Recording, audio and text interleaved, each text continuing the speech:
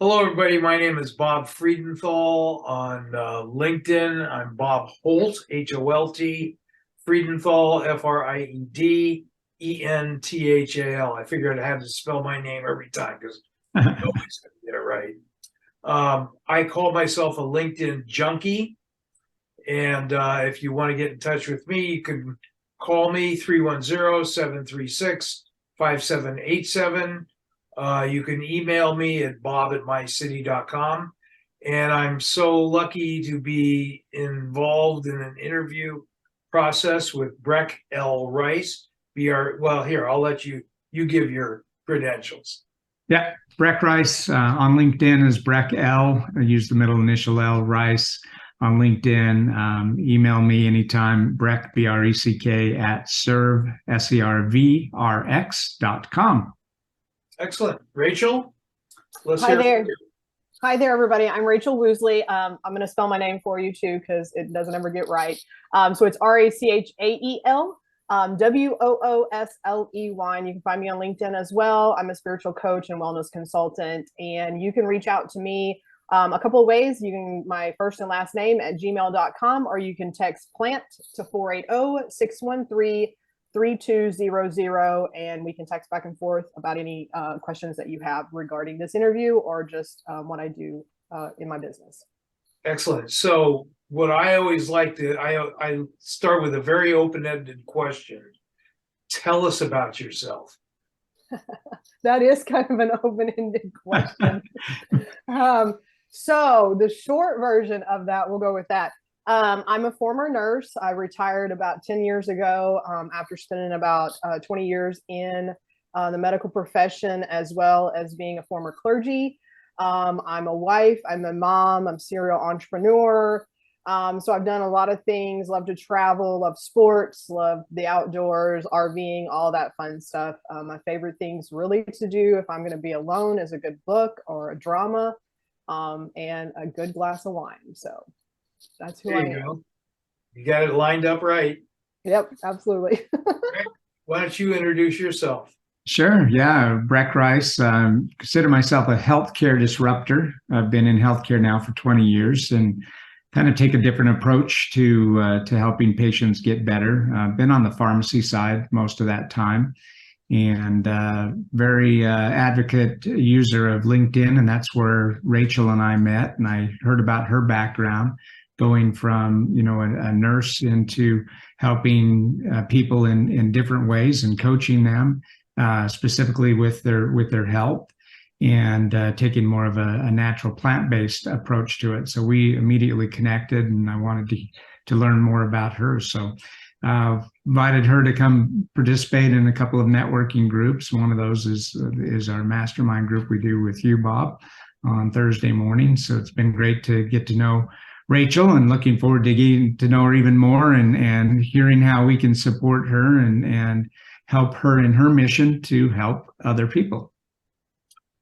Great statement. I think the key, if you put it into a term, what is it that you do, Rachel, that will make a difference for people? Well, I consider myself more of a bridge. And the reason I say that is because I did leave medicine and now I've gone more into the natural, holistic space of that. And so I can look at both sides of the spectrum. And there are times where both sides are needed simultaneously. And sometimes we need to venture from one to the other and maybe back to the other. And so I'm always just here to educate people on their options, because there are options that are available. You don't just have to do what your medical professional says or your natural practitioner says, but you also know you have the right to ask the right questions, because many of us have just been spoon-fed that, hey, because this person has this diploma on the wall, that they have all the answers. And they may not have all the answers, because our bodies know what we need, our bodies know how to heal themselves. And sometimes we do need assistance in different various ways, but we should be able to advocate for ourselves and know how to ask those questions, and know when the right time is to maybe make a pivot in our health and wellness. Is there something like a 90% rule that so many people overlook one particular area of health that they really need to focus on. But like most people, we're ADD, we don't pay attention to any one thing. Right. Well, most of us think of the physical. Like when we think of our health and wellness, we think more in the physical realm. And a lot of the physical manifestations that we have are dealt with our emotions. And that's where their root causes are. And we don't look at ourselves as a multi-dimensional being where, we talk about wellness as this collective thing, mental, spiritual, relational, those types of things, but we don't focus on that when we talk about healing and medicine. And especially in our Western culture, we don't look at it. We look at the very physical. We're looking at symptoms, not the root causes of things. So when we really start, I call it an onion, when we start peeling back those onion layers and we get down to some of the root causes, a lot of those things are dealing with emotional issues that we've either had in our childhood or, in our life as we've gone through life. Oh, I so much can relate to that because I got divorced in like 1977, and I went to the phone book. Anybody remember what a phone book looks like? I went like this and went to psychologist, plunked down on this one name, called the guy up, went in and saw him. And what was so fascinating, he uses hypnotherapy as one of his tools to really help people. And I'll tell you something, it made an incredible difference for me. And then I belonged to a hypnotherapy group, and there was, each person had a series of problems. A couple of them, it was a mother and a daughter that both had cancer. They arrested their cancer with hypnotherapy. Mm-hmm. I would never have done that, but that's what they did. Excuse me, I'm sitting here choking. Wow.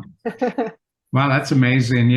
We've always thought about that, how connected the mind and the body is. And it's interesting. I was working with and speaking with a technology company that's providing virtual therapy through motion capture and using artificial intelligence to talk about what are the proper exercises to improve range of motion. So it's kind of a tool that would help anyone in physical medicine for those patients at home. And he was doing a round of fundraising, and he was talking to an investor, and I just happened to be listening in. And then the investor is like, "Well, that's really great for physical. What are you incorporating for the mental health of healthcare?" I'm like, wow, everybody's now really focused on talking about that. So share what the transition was for you, Rachel, when you were working in the machine, right? As a nurse, were you on the hospital side? Were you private practice? I actually did quite a few things. I was in the hospitals for many, many years. And then I went to some private practices. I also went into the educational system and was a school nurse for a few years and did a lot with kids with special needs, like behavior modification, medication administration, dealing with seizures, those types of things. And then I ended my career in pharmaceutical research. So that's when I chose to exit, was after I did that for a time. And I was like, yeah, I can't do this anymore. It didn't fit for me. And I was kind of in a transition in my whole entire life. And my husband and I were both looking at really kind of just transitioning out of several things in our world. And the machine was the thing. Like, we were just tired of the 9-to-5 machine. We were tired of, big pharma, all of that kind of stuff. We were just tired of all of that. And so we were making some pivotal shifts. And that was kind of the start of my healing journey, is because I realized a lot of those things for me were very toxic in nature. And the relationships I had growing up in my religious upbringing, as well as in my career, they were very toxic in nature. They were very, at times could be very much repressive, because I'm a woman and it's not a male female thing, but it's just the way that the nature of the beast was. And so it became very clear to me about 2013 that we really needed to make a huge shift. And we did that. And in doing so, a lot of things started coming up emotionally for me. And so a lot of things that I had kind of not dealt with or hidden or repressed in a way started to bubble up for me. And so from about 2015 to 2018, I really was struggling just emotionally, mentally, dealing with depression, anxiety, panic attacks constantly. And I was faking it. Like I was out in the world doing things, but I was completely faking everything. And I just ran up against a wall in 2018, and I was tired of faking it. I was tired of pretending I was this person, and I had it all together. And I had the nice little neat package, and I thought I was doing great, but I was falling apart inside. And so I ended up in the medical, facilities, battling potential cancers, potential other diseases going on in my body, and was given a diagnosis of potentially a year to live. And I looked at them and I'm like, I can't do this anymore. And so in that process of them not being able to really figure out what was going on with me, because my blood work would not match what the biopsies were saying, and this and everything kept contradicting each other, I had what I believe was one of the most serendipitous encounters I've ever had in my life. And a lady I met in a networking meeting, of all places, go figure. She walked up to me, and I have to preface this story is I only told like 4 people I was really going through these physical things that were manifesting in my body. So not even my business partners and things like that I was working with, they didn't even know what was going on. They just knew I wasn't feeling good. And so she walked up to me and she's like, I need to talk to you like now. And she looked at me and she pretty much said, you have some emotional blockages between, and she pointed to my mouth and to like my chest area. And she says, if you don't get this figured out, it's going to kill you. And I looked at her, I'm like, what do you mean? And she's like, it's all emotional. And she's like, it's all stuck here. And if you do not figure out what it is, it's going to take your life. And she's like, you've got too much going on and you've got too much stuff you need to bring to the world. You need to figure it out. And she kind of left me like that. And I was like, what? And so I kept, pursuing her. And then I realized I needed to look for some alternatives, and plant medicine came into my purview at that time. And I didn't realize like how entrenched I was in that, because my grandmother was very much into plant medicine and herbs and things like that when I was growing up. And so all these things started kind of popping up that I had learned into my childhood. And I was like, oh my gosh, I remember my grandma teaching this, or this way of cooking or preparing my food. And so all of these things started coming up for me, and medicinal plants came into my world. And so I started using things and alternative therapies and practices in my life. And I began to not have to see the physicians as much, not have to go through all the testing as much. And I was not getting another problem fixed by another pill. And that was what was happening, is every time I would get a symptom, they would just put another pill in me, and I was becoming toxic that's my opinion on what was happening in my body. And so about 6 months after I was like, the heck with all of this, and started doing all these different modalities and things like that, I got a clean bill of health, and I haven't been on any pharmaceuticals or had to go to the doctor for anything in the last 4 years. Wow, that's impressive. So that's really impressive. That's my story of my healing. So that's how I got to where I am. And so now I just want to share with people that it may not work for everybody in that way, but there are things that they can pursue to help them at least live a healthier lifestyle than what they are right now. Do you consider yourself at all a mindset coach? A lot of it is mindset, yes. And a lot of it is connecting the heart and getting the soul and the physical body together. Because oftentimes when we, especially in Western medicine, or the way that I was taught to practice Western medicine, everything was physical. There was no emotional, there was no mindset, there was no spiritual aspect to it. And so I really integrate all of that. So when I talk to people, a lot of it is I have to figure out where they kind of sit in the spectrum of things.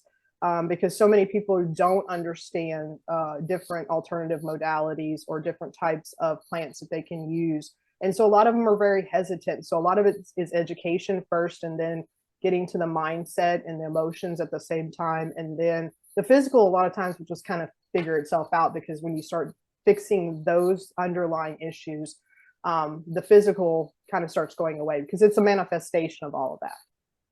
It's amazing, isn't it? Breck, you must have stories that you could share. Oh, you're on mute. You're mute. I apologize. I was thinking about your whole experience there of of going through the health system, conventional medicine saying, oh, you have a symptom, let's treat that, instead of getting to the root cause, and how that, even just blood tests, right? You get the labs back for your blood, and they're looking at it, and oh, it's in normal range, but it can't be, right? Well, what does normal range mean? I mean, it encompasses millions of people's data that may be normal to them, but it wasn't to you. You still have these problems going on. And there's technology now that gives us a better analytical view of what does that mean? What is normal for you as an individual? But to come full circle and see that, no, there was things you needed to clear up, emotionally and in your own headspace to even allow your body to start to benefit from the plant based medicine versus chemicals. And you both know this about me. I launched that little campaign about the scary drug facts, and it's really gone viral. But it's so true. And so now I get people questioning all the time, well, what about this medication? Or my mother just got put on this other medication, and I'll look up the side effects, and the side effects might not be that outlandish, right? It's pretty common to have maybe some stomach aches or constipation or something like that going on with a lot of medications. But what was more staggering to me is looking at the drug-drug interactions of that particular medication that her elderly mother had just got put on. Because I guarantee you, on that list of 150 drugs that were listed that have negative side effects or drug-drug interaction with the new medication, I know she's on 2 or 3 of those other medications. Mm-hmm. That's the scarier fact, not that she might accidentally get an upset stomach or, get some constipation or diarrhea from the medication. It's those drug-drug interactions. Yeah. What I think happens is when we're raised, from a very early age, we're taught to think like this, mm-hmm. think one way.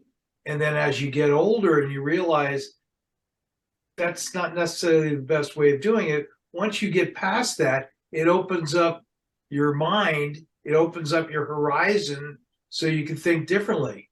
Mm-hmm. I love this stuff. Yeah.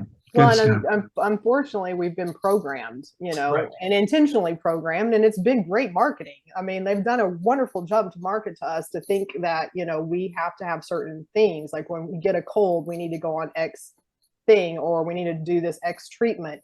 And yes, sometimes those things are needed, but there may be an alternative to doing that, like essential oils or hypnotherapy, or going and getting acupuncture done. I have sports injuries and I treat them with plants and acupuncture. So when they flare up, I just go get acupuncture and I feel fine. I don't have to take, other than my plant medicine that I take every day, I don't have to take anything else. Nothing over the counter. And if you guys want to know those under the counter things, go to Breck's TikTok and he'll tell you exactly those side effects, because that was what I was discovering. And about the time I was going through that, my grandparents had passed away, and they would be 100 this year. My grandfather would actually be 100 today. This is his birthday today. Wow. But they lived on a homestead my entire life, and they grew their own food, had their own cattle, their pigs, their chickens, everything. And then when they came off the homestead in their early 80s and they died in their mid 90s, that's when they started getting those things. And by the time they passed away, they were on like 12 or 15 different types of medications. Yep. And one was counteracting another symptom and another symptom and another symptom. And I was like, they didn't really did they really have any of these issues? Or was it like one thing started these symptoms, and so we have to treat these symptoms? And that's a very problematic system to get into, but it's a very good money-making system. Breck knows that.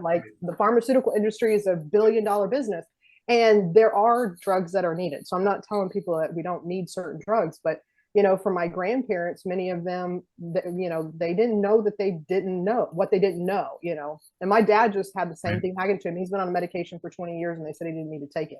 But now he has all these side effects that he's dealing with because he was on this medication for 20 years and he doesn't even have he has no diagnoses to constitute why he had. It was just the treatment of the time. And so they kept him on it. And I was like, why do you even need this, Dad? Like, why? And it was causing all these extra things. And now he's on other medications to deal with the symptoms. And I'm like, no, we need to get you off all this stuff. I have a great question for you, I think. When you're talking to people, how many of them do you think are pre-programmed? They think like this, they're already in the box, and your objective is to get them out of the box, right? Is that right? What do you think that percentage is? It's about 100%. And a lot of it is generational. I mean, your younger generations, they have been exposed more to alternative things because the global society has allowed that. They're able to see other cultures. Those things have infiltrated into their social media and things like, so they're able to see alternatives. So a lot of times when I'm training in some of these things, most of the age demographic is very much, 10 years, 15 years younger than I am. In age, because they're exposed to it and they want to understand it and use it in their practices that they have. And a lot of even medical professionals are going more into functional medicine or naturopathy and those types of things, or they're adding that on to their MDs so that they have that, the flip side. But for the general public, most people I would say it's 95 to 100% is I have to sit and I literally have to kind of let them dump, and then I have to like help them unpack, and it's step by step by step by step. And sometimes sometimes it's easier for them not to change, and so they don't. But for me, it's just exposing people to that there could be something else that they could use, making them more aware. Yep. My daughter's got a doctorate in psychology, and it's so amazing from when I was much younger how psychologists would treat you. Now they have all these facts and all these, the diagnoses that they can give people, and it's all documented. It's not like, oh, it's a hooey wooey thing, it's all documented today. Yeah, there's a new syndrome that hasn't been around forever, and they come up with new ones all the time. But the prolonged grieving. So if someone's had a loss and they just had not gotten over it, and now it's been 20 years and they're still struggling with that loss, is now actually it's a clinical syndrome now. Yeah. Wow, that is so fascinating. Well, and that's interesting that Breck says that, because for me, with a lot of, especially women that are in their midlife crisis mode, that we'll call, we say, that's a lot of it is because they're grieving loss of, their identity as a young woman or as a mother, and now they have empty nest, or maybe they've gone through a relationship separation, or their parents have died, so now they're no longer got that. So there is a lot of grief that people deal with. So that's one thing that I deal with quite a bit when I'm working with people, is they're dealing with grief in some way, shape, and form, and they don't realize it's grief. They're not realizing that they have to process through this. And a lot of people, especially who have been in like toxic religious cultures and things like that, which that's part of my background, and I will deal with people on those issues as well. It's sometimes the people on the other side, they don't realize the person is grieving. That True. me as leaving those toxic environments or toxic relationship or toxic work environment, people retiring and getting out of those toxic work environments, and their central nervous system has been fight or flight for so long, and now they're not fight or flight. Their body is hurting, one, but they're also grieving this identity crisis that they have. And so many of these, diagnoses and things, a lot of it deals with grief and identity crisis, and just our central nervous system is so overloaded, with the things that and I went through that even retiring as a nurse. I had to grieve that for several years, because that loss of identity was huge, because it was such a pivotal part of my life for so long. Well, now, when patients find themselves in that situation where they just are stuck, and you're able to walk them through how to get unstuck, it's got to be such a lift off of them, right? That heavy burden that they're carrying, if they can realize, hey, there's an alternative here than just piling on another medication. Right. Yes. Yeah, just seek help. That's all I got to tell you. Right. The listening audience, it doesn't hurt to talk. That's the easiest thing that we can do. And if Yeah. you learn something from it, you're going to be much better off. And that's where we all tend to get very stuck in our ways. I tell everybody, by the way, you have a little switch on the side of your head. Can you guys feel yours? Put your hand up here. Okay. Turn it from left to right. That goes from being unhappy to happy. Yeah. It's a switch. And once you learn to do that, your life changes. So I'm never unhappy. My wife will tell you that I'm a happy guy. I live my life being happy and thankful and doing all that stuff, but we all get thrust back into the negative feelings that we were taught. We were taught this as kids, the Puritan work ethic, all that stuff. It's negative. It's always punish this and punish that. Mm-hmm. Well, you know what? You don't need to go through that. And I try to deal with that every day of just saying, no, I'm not going to deal with somebody's negative thoughts and stuff like that. We all need to do that. We need to turn it off. Yeah. Anyway, so many people are not aware though that those are negative. That's the sad thing. Is True. A lot of people aren't aware of that, and so in educating and teaching people like we are on this interview, I mean, it's just about awareness, like being aware that you don't know, and that's okay. Yeah, this is a valuable interview for people if they will take the time to listen to it. This is a little bit longer winded interview than we normally do, but there's so much in here for people to think about and be aware of. And if you listen to this interview from the start to the finish, you will begin to realize there's opportunity in your life, not the pessimism that we are filled with, right? Right. Okay. Well, Yeah, I this think is awesome. So when someone is stuck, how do they get a hold of you again? Tell everybody so that those patients know exactly, or those potential clients know how to get a hold of you. So if you're on LinkedIn, just reach out to me on LinkedIn. That's a great way to get a hold of me. Also on all my social medias, I'm under my name.